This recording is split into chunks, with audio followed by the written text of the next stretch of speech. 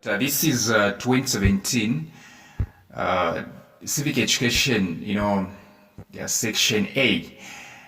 And so the first question was reading, what concept is used in reference to a political question regarding a vote of all qualified citizens?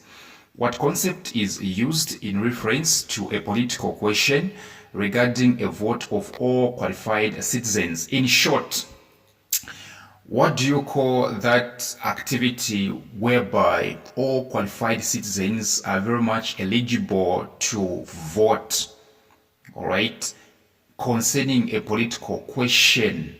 Let's say there is a bill, okay, let's say there is a bill that is about to be enshrined, the bill that is about to be, put in place.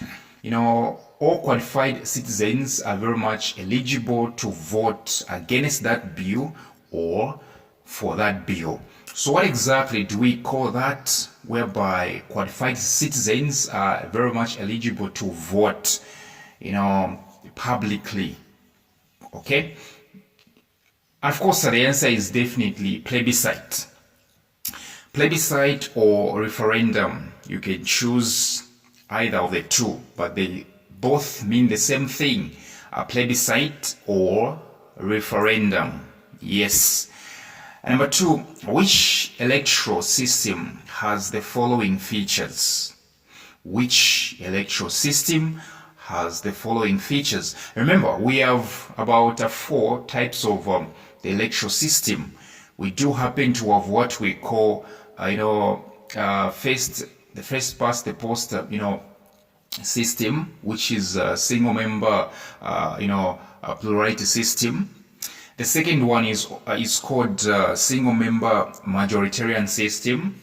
The third is known as a mixed member, proportionality system, and etc. But here they are saying which electoral system has the following features. A candidate who scores the highest votes wins the election. A candidate who scores the highest votes wins the election. And of course, the answer is the first one that I said. First past the post system, FPTP, also known as the single member plurality system, single member plurality system, SMPS. Yes, this is whereby the highest wins the position. And number 3, Mrs. Htema and her churchmates were busy preparing meals for a marriage ceremony of her daughter, Jen. Mrs. Chtema and her churchmates were busy preparing meals for a marriage ceremony of her daughter, Jen. So Mrs. Chtema has got a daughter exhibited under the name Jen, and herself together with church members is preparing meals because Jen is about to get married. In the process, Mrs. Kitty, her immediate neighbor, went and joined them in the preparations. So we have Mrs. Kitty, who happens to be the neighbor to Mrs. Chtema. She's like, no, I can't let my neighbor together with her churchmates prepare Jen's marriage ceremonies meals without myself getting involved. Let me help. Okay, which aspect of citizenship did Mrs. Kitty exhibit? In short, which aspect of citizenship did the neighbor exhibit? There is a function happening at your neighbor's place, and you go there to help. What aspect of citizenship are you exhibiting? And of course, the answer is a moral aspect. Moral aspect of citizenship, or you simply say moral aspect of citizenship. Number 4, mention any 2 characteristics of human rights. Mention any 2 characteristics of human rights. There are about 4 or 5, right? Human rights are inherent. All right? Human rights are inherent. Yes. human rights are inalienable, which means human rights are inseparable. So number one, human rights are inherent. Number two, human rights are inseparable, which means human rights are inalienable.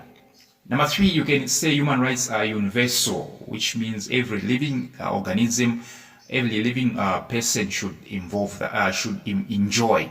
Number four, you can also include what we call human rights are indivisible, interdependent, and interrelated. Yes. Number five, dash is the disguising, hiding, or concealing the proceeds of crime, such as a stolen property or money, so that it appears like it is from a clean and genuine source. Dash is the disguising, hiding, or concealing the proceeds of crime, such as stolen property or money, so that it appears like it is from a clean and genuine source. You know what this means, right? Yes, you obtain money, illegally, and you disguise, hide, or conceal all the evidences so that that money can appear to be clean. And of course, the answer is money laundering. Yes, the answer is money laundering. Number six, suggest any one factor that has a negative bearing on cultural diversity.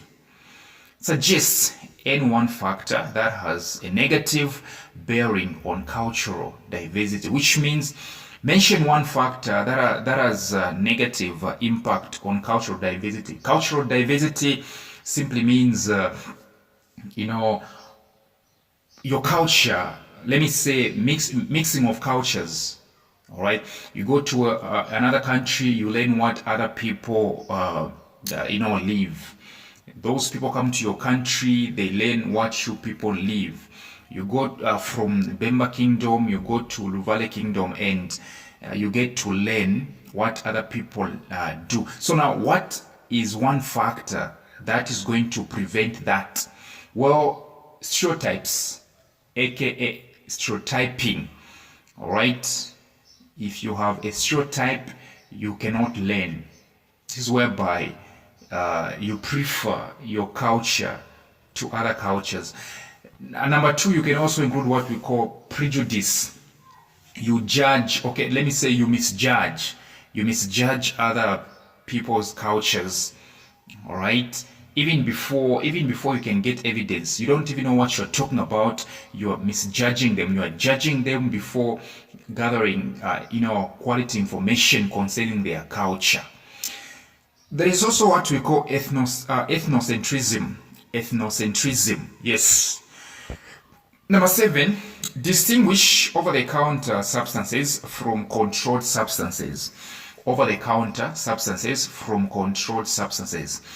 And these terms are actually self-explanatory. What exactly do I mean? I mean, when you hear over-the-counter substances, I think these are substances that you can buy, right? Over-the-counter. Like Panadol, penicillin, you're allowed to buy them, right? But controlled substances, actually, these are substances whereby you can't get them unless you have a prescription, direction, instruction from a medical personnel. Yeah, they are controlled, which means for you to buy them, you have to have a prescription. Otherwise, the person that is, on the counter will not sell them out to you because you don't have a prescription. So over-the-counter substances are substances which can easily be bought over the counter. For example, Panadol. For you to buy Panadol, you don't need any prescription. While controlled substances are substances which can only be obtained or bought if one has a prescription. You have to have a prescription for you to buy them. Or you have to have what you call special authorization from a medical personnel for you to buy them.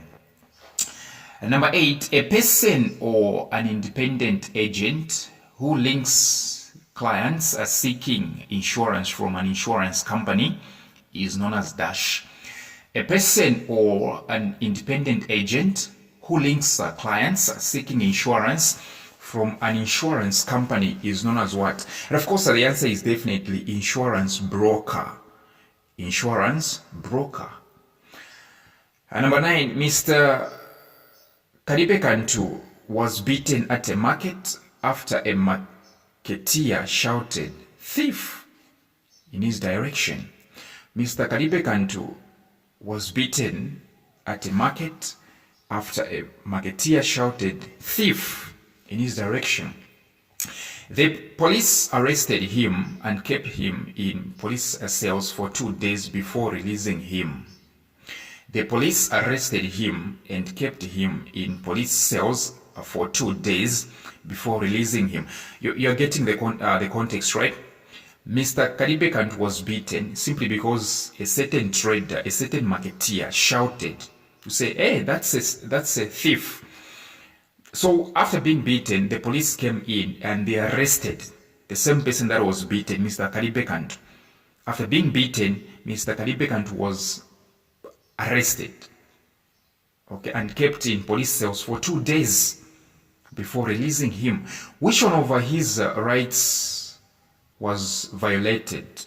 I remember this person was not even taken to court to be tried because this person has to say his own side. You're getting the point, right? This person has to say his own side as well. So the right which was violated is called right to a speedy and fair trial. Right to a speedy and fair trial. All right? Yes.